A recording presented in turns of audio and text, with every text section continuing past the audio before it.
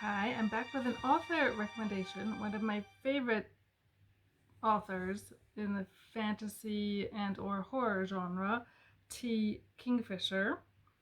That is the pen name of Ursula Vernon. And I mentioned her earlier when I talked about my list of, favorite fantasy authors. I don't remember. I made a list. Anyhow, I hadn't read this one yet. This is Nettle and Bone, and I don't know why I hadn't read this one. I've just finished it, read it in 2 days because it's amazing, wonderful as all of her books are, and I will tell you why I think they're wonderful, not simply that they're wonderful. So, a lot of her books, the structure is based around found family, an ensemble group vibe, where really all of the characters are essential to creating the marvelous story and moving the action forward. It is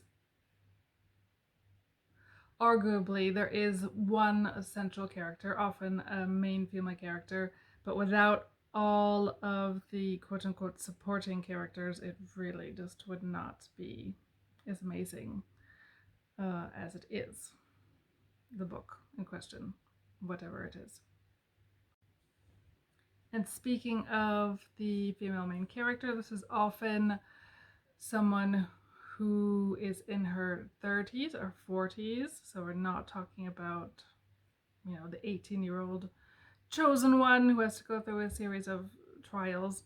Even if the story arc is sometimes classic, you've got the classic quest story arc, and she also does retellings of fairy tales fairly often, but really just she reworks them so they transcend what they originally were, I want to say. Anyhow, if I were to compare in terms of style or tone, I would say that if you know Lois Bujold, and I'm saying it like it's French, but I have no idea. Bujold. In her Penric series specifically, there's something in that, maybe the humor and the tongue-in-cheek humor, which reminds me of T. Kingfisher.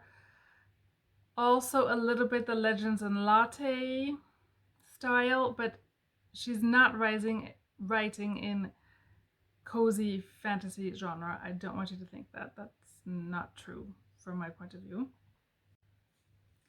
If I had to compare her style as I have experienced it, I would compare it to a film, which is the Predator's Badlands film, with that found family vibe, with the underdog vibe, but also with the sort of strange humor and the gore and the violence. And as far as T. Kingfisher, you would add in sex, at least occasionally. So, yes.